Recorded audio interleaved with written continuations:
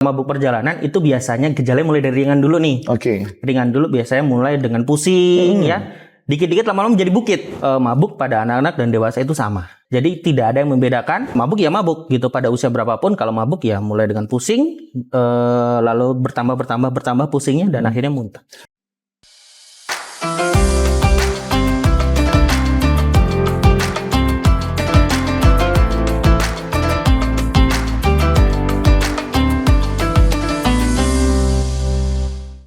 Halo Sobat MMH, bagaimana kabar Anda hari ini? Semoga selalu semangat di Ramadan 1446 Hijriah yang pastinya juga masih bersama Rumah Sakit Mitra Mulia Husada dalam edisi Tanya Dokter. Kamu harus dengerin, apalagi untuk kamu edisi para pemudik yang mau jalan-jalan jauh. Biasa kalau mudik, apa sih yang kita takutin? Apa? Uang habis? Pasti itu ya. Tapi yang paling kita khawatirkan adalah mabuk perjalanan. Apalagi kita di jalan bersama dengan orang-orang tersayang dan terkasih. Sebenarnya apa sih itu mabuk perjalanan dan bagaimana cara mengatasinya? Lalu apakah ada resikonya? Langsung saja saya sudah bersama Dr. Gani di sini. Assalamualaikum dokter. Waalaikumsalam warahmatullahi wabarakatuh. Bagaimana kabarnya dokter? Alhamdulillah sehat. Terima kasih sudah hadir di studio kita untuk bincang mengenai mabuk perjalanan ya dok ya. Iya. Ini sangat ditunggu edisi kali ini karena mungkin di rumah itu Sobat Tapis sangat antusias apalagi menuju momen lebaran kali ini ya. Dok, kalau dengar kata mabuk perjalanan, apa sih makna di kacamata seorang dokter Gani dalam istilah mabuk perjalanan itu? Ya, yang jelas mabuk ya, yang dinamakan dengan mabuk perjalanan atau motion sickness itu keadaan di mana ya kita mabuk gitu ya, mabuk, literally mabuk, pusing gitu ya, bisa berputar dan akhirnya bisa menimbulkan muntah seperti itu. Nah, itu kenapa bisa terjadi? Yang menariknya adalah itu dikarenakan ketidaksesuaian nih antara yang diterima oleh mata, oleh kaki, dan yang dirasakan oleh badan. Oke. Gitu. Jadi otak manusia itu akan merasa bingung untuk memproses. Oke. Gitu ya. Contoh dalam sebuah kendaraan, lagi dalam mobil nih, badan merasa otot, tangan, badan intinya merasakan kita ini sedang diam. Tapi kok mata ini memberikan respon kita ini sedang jalan. Nah, I see. otak itu akan pusing. Oke. Ya, dia akan kebingungan. Ini sebenarnya badan ini lagi jalan atau enggak sih? Oke. Gitu. Jadi karena kebingungan tersebut akhirnya menimbulkan mual. Ketidakselarasan ya, berarti Betul, ya dari ketidakselarasan. beberapa organ yang ada dalam tubuh kita. Dan ini mungkin yang terjadi ya kayak kalau kita di jalan main handphone ataupun kalau kita di jalan posisi naik kereta tapi jalannya mundur, itu sangat berpengaruh karena tadi ada ketidakselarasan. Tapi dok, banyak orang yang sering bilang, aduh aku mabuk nih karena pusing, aduh aku muntah mabuk, atau kayak ada orang mual dikit udah dibilang, mabuk kamu. Nah sebenarnya gejala-gejala mabuk perjalanan di kacamata dokter Gani itu seperti apa? Ya, jadi untuk mabuk perjalanan itu biasanya gejalanya mulai dari ringan dulu nih. Oke. Ringan dulu biasanya mulai dengan pusing ya. Dikit-dikit lama-lama menjadi bukit. Oke. Dikit-dikit. Iya. Jadi sedikit gitu ya, mulai dari pusing, pelan, dikit-dikit bertambah dan akhirnya menimbulkan muntah gitu. Muntah, kalaupun misalkan muntah terus berencanakan perjalanan jauh ya muntah dan tidak istirahat dan tetap dilanjutkan, bisa jadi akan menjadi lebih parah seperti itu. Oke, bisa menjadi parah ya? Betul, ya karena muntah, makanannya keluar, akan lemas, dehidrasi yang jelas seperti itu. Tapi dok, kalau kita bilang mabuk perjalanan ya, apa sih sebenarnya ada nggak sih faktor-faktor yang menjadi penyebab kita mudah dalam mabuk perjalanan? Mohon maaf ya, tanpa maksud menyinggung siapapun ya, kadang kita kayak di dalam bus atau travel ataupun apapun itu, bahkan pesawat kayak, kampungan muntah dia, norak banget, mual, ya kan? Tapi kita nggak bakal pernah tahu kondisi seseorang yang ternyata memang dia selalu rentan mual gitu. Iya. Apakah itu ada pengaruhnya juga dalam dunia medis, orang yang sudah memang punya penyakit bawaan mungkin dan lain-lain? Ya, yang jelas ada memang beberapa penyakit ataupun kondisi ya, lebih kita bahas adalah kondisi di mana itu bisa memperberat orang untuk mabuk perjalanan seperti itu. Yang pertama itu jelas ada penyakit bawaan, misalkan ada vertigo seperti itu bisa menambah resiko ya untuk terjadinya mabuk perjalanan seperti itu. Dan juga posisi mungkin kita lagi buntu juga ya dok, ya bisa menambah mabuk perjalanan gitu ya. Oke. Tapi dok, kalau kita kembali ke dunia kesehatan kembali ya, bicara tentang perjalanan ataupun mudik biasanya, apakah anak-anak mabuk dan juga orang dewasa mabuk itu beda? Oh, sama aja ya. Jadi mabuk pada anak-anak dan dewasa itu sama. Oke. Seperti itu. Jadi tidak ada yang membedakan. Mabuk ya mabuk gitu pada usia berapapun. Kalau mabuk ya mulai dengan pusing, lalu bertambah pusingnya dan akhirnya muntah. Nah, ini yang kita nantikan. Sebenarnya ada nggak sih cara ataupun langkah kita mencegah yang namanya mabuk dalam perjalanan? Apakah memang kalau kata orang tua atau mungkin para pendulu kita, perutnya dikasih minyak angin gitu, atau kayak dikasih koil gitu ya, atau apapun itu? Bagaimana baiknya sebenarnya? Ya, jadi ini lebih ke persiapan ya. Antisipasi. Kalau antisipasi apabila teman-teman semua akan melakukan perjalanan nih, terutama perjalanan mudik yang memang jauh gitu. Nah, yang pertama adalah pastikan badan itu fit dulu, badan itu sehat dulu. Nah, begitu badan udah sehat, berarti kan siap nih untuk perjalanan. Kalau sakit perjalanan kan, jangankan perjalanan ya, sakit kan maunya tiduran terus. Oke. Selanjutnya pastikan badan fit. Kedua, dari sisi makan. Ya, jangan terlalu kenyang, jangan malah nggak diisi, ataupun jangan makan yang terlalu pedas gitu ya, atau jangan makan ya pokoknya yang blend lah, yang sewajarnya saja gitu loh. Terus selain itu dari kondisi fisik, dari makanan, ketiga itu persiapan dari kendaraan yang akan digunakan. Oke. Kendaraan berpengaruh berarti? Bisa jadi pengaruh atau tidak. Jadi seperti ini. Ada karakter orang yang menggunakan kendaraannya sendiri.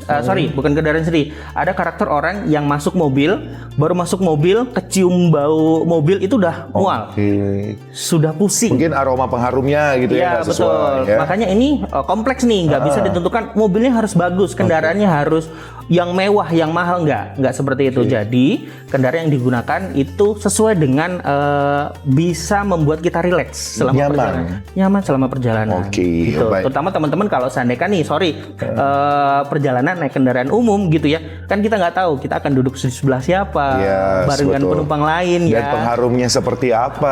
Iya, betul sekali. Kadang-kadang ada orang yang kayak aku ngambil beberapa case ya, bau aroma jeruk atau aroma kopi malah jadinya mual atau pusing. Itu sangat berpengaruh pasti dok ya? Itu lebih ke personal sebenarnya. Personal ya? Betul, jadi ada beberapa orang yang memang begitu menggunakan aroma yang terlalu kuat, itu dia malah senengnya seperti itu. Gitu. Terutama seperti tadi kopi, karena memang misalkan dia suka ngopi ya, jadi kalau nyium bau kopi dia akan rileks. Nah itu tujuan utamanya adalah rileks, gitu ya. Tujuan utamanya adalah rileks. Jadi apapun nanti yang membuat rileks itu akan mendukung tuh, akan buat enak. Baik, gitu. Tuh ingat, berarti kuncinya adalah yang ada di rumah cari senyaman mungkin untuk diri Anda, dan juga jangan salah pilih yang namanya kendaraan, apalagi perjalanan yang terhitung berhari-hari ya dok. Betul. Ya. Wah, apalagi kayak kita yang harus melewati lintas Sumatera itu bisa terhitung biasanya sampai 2-3 hari, luar biasa ya, via darat tentunya. Dok, saya penasaran juga dok, ada nggak sih urgensi ketika kita bisa dikatakan mabuk sudah bahaya? Nah, apakah ketika mabuk misalnya sampai pingsan, mabuk sampai 1 jam sekali muntah itu udah termasuk udah deh lebih baik tunda langsung ke rumah sakit terdekat? Atau memang itu wajar? Nah, bagaimana kacamata dokter? Ya, jadi teman-teman yang melakukan perjalanan ya, apabila dirasakan memang pusing dan sampai dengan muntah, sebaiknya itu istirahat terlebih dahulu. Kalau seandainya memang kita menggunakan kendaraan pribadi yang memang bisa kita atur nih perjalanannya, kita mau istirahat dulu, mau kemana dulu, seperti itu. Yang jelas begitu merasakan adanya mual, terus merasakan adanya pusing sampai dengan muntah, usahakan teman-teman untuk istirahat terlebih dahulu, seperti itu. Setelah teman-teman beristirahat, boleh tuh lanjut lagi gitu. Nah, menariknya adalah kalau misalkan perjalanan jauh berhari-hari, misalkan masnya, Lebaran saya mau perjalanan nih dari Sabang sampai Merauke, tapi saya mabuk dok, gimana? Gitu misalkan, tapi saya mabuk, bagaimana? Menariknya adalah tubuh manusia ya, terutama otak itu dia akan beradaptasi. Gitu. Misalkan di hari begitu naik kendaraan sebentar itu akan mabuk, istirahat ya. Lama-kelamaan badannya akan beradaptasi. Gitu. Otak ini akan belajar gitu loh. Yang awalnya otak tadi adalah dia salah menggambarkan bahwasanya saya ini badan ini lagi berhenti atau sedang jalan sih. Itu lama-lama akan berjalan dan beradaptasi. Seperti itu. Makanya ada beberapa kasus orang yang dulu saya sebelum punya kendaraan sendiri nih, misalkan sebelum punya mobil sendiri, saya setiap naik mobil pasti mabok. Tapi begitu saya sudah mempunyai kendaraan sendiri, sering jalan-jalan, menggunakan kendaraan sendiri, tidak mabuk akhirnya. Oke. Gitu. Jadi ada yang namanya adaptasi tersebut. Betul, ya, Dok, ya? ada adaptasi. Oke, Dok, ini menjadi pertanyaan juga mungkin, apalagi khususnya bagi para kita yang membawa orang tua dalam perjalanan jauh. Ada nggak kondisi medis yang memang harus menjadi catatan juga kalau kita berjalan ataupun berpergian dalam hitungan misalkan 2-3 hari? Apakah orang tua yang memang ataupun para lansia yang kita bawa punya kapasitas ataupun riwayat penyakit tertentu, itu lebih baik tidak usah ikut, hati-hati atau bagaimana? Karena itu sangat berisiko dan juga selain mabuk perjalanan gitu. Ada nggak catatan-catatan khusus? Iya, untuk teman-teman yang akan melakukan perjalanan bersama dengan keluarga nih, ya, bersama dengan keluarga besar, sebaiknya dipersiapkan dulu seperti itu.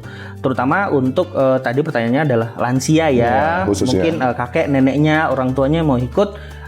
Boleh-boleh saja, bisa saja gitu loh. Tapi sebelum berangkat, alangkah baiknya dipersiapkan. Contoh, sebelum berangkat tensinya diukur dulu, ya, kadar kolesterol, semuanya lah di check up dulu lah, biar nanti di jalan enak nih. Itu yang pertama, dipersiapkan. Kedua, selain persiapan dari fisiknya dulu, dipersiapkan juga yang namanya obat-obatan yang apabila memang ada penyakit bawaan, gitu, atau memang udah ada penyakit sebelumnya. Contoh misalkan ada sakit hipertensi, otomatis dibawa dong, seperti itu.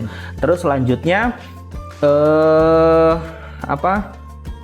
barang-barang yang mungkin nantinya akan membantu kalau seandainya terjadi mabuk kendaraan, gitu. Contohnya, misalkan mabuk kendaraan, tadi sempat ditanyakan, dulu kalau kata orang tua pakai ini ya, minyak kayu putih di perut, gitu ya. Minyak angin. Ya betul, minyak angin ya. Itu memang aromanya bisa membuat rileks, makanya kalau mau dibawa silakan untuk dibawa, dipersiapkan. Seperti itu. Terus aroma-aroma yang memang menjadi kesukaan silakan untuk dibawa. Untuk apa? Menghindari begitu di jalan ada rasa yang tidak enak, silakan untuk digunakan. Baik, artinya juga kalau kita bicara tentang perjalanan jauh apapun menuju mudik, jangan sepelein. Pastikan kita juga sudah siap ataupun tadi ya, sudah antisipasi dari obat-obatan dan juga selain periksa kendaraan juga yang paling penting adalah periksa kesehatan. Apalagi kalau kita berani bawa orang yang kita sayang ya, Dok ya. Betul. Yang pastinya juga mohon maaf kalau sudah punya riwayat penyakit, jangan main berangkat-berangkat aja, lebih baik pastikan dan tadi bawa obat-obatan yang memang sudah jadi pegangannya, karena tadi resikonya sangat besar ya, Dok ya. Betul. Oke, Dok. Mungkin ada nggak sih beberapa hal yang akan disampaikan sama dokter ataupun pesan kepada pemirsa yang ada di rumah yang ingin melakukan perjalanan jauh? Ya, untuk teman-teman semuanya yang akan melakukan perjalanan jauh, dipersiapkan segalanya. Ya, persiapan itu bukan hanya dari fisik saja, tapi dari semuanya, dari mulai kendaraan ya. Terus ongkos mudik tadi jelas. Betul. Lalu kalau untuk kondisi fisik dipersiapkan kesehatannya, kalau misalkan 5 hari ke depan akan melakukan mudik, dipastikan badannya sedang fit, ya, makan minum yang cukup, ya, terus bawa obat-obatan yang memang nanti dibutuhkan untuk perjalanan dan siap mental juga seperti siap itu. Mental ya, Dok ya? Ya, karena kita tidak tahu nanti di jalan ketemu macet. Itu juga akan berpengaruh, khawatir ya. Dok, yang paling penting artinya adalah kenyamanan dan juga kesiapan kita ya. Betul, kenyamanan dan kesiapan. Kalau misalnya di jalan perjalanan jauh salah satu ataupun 2 orang di mobil kita tidak kuat dengan AC kita dan minta buka aja sih, lebih baik dibuka ya, Dok ya? Iya, betul. Karena berpengaruh ya, udara dalam mobil dan juga udara di luar tuh beda. Ya, jadi memang menjadi salah satu agar kita rileks adalah di refresh ya. Kalau seandainya kan mabuk kan nggak cuma dari kendaraan mobil aja nih. Ya, kalau kita naik pesawat kan nggak bisa berhenti. Betul. Salah satu yang bikin rileks adalah AC itu diarahkan ke muka atau ke wajah ya, biar kerasa rileks. Baik. Itu tips ya untuk Anda semua. Dokter Gani, terima kasih banyak. Ini pastinya juga banyak yang bisa diambil juga sama pemirsa ataupun sobat setia MMH yang ada di rumah. Untuk Anda, hati-hati di perjalanan untuk menuju mudik. Karena tadi, orang yang Anda sayangi dan juga orang yang menyayangi Anda menanti kehadiran Anda. Jangan lupa terus saksikan podcast menarik lainnya di Rumah Sakit Mitra Mulia Husada. Sampai jumpa.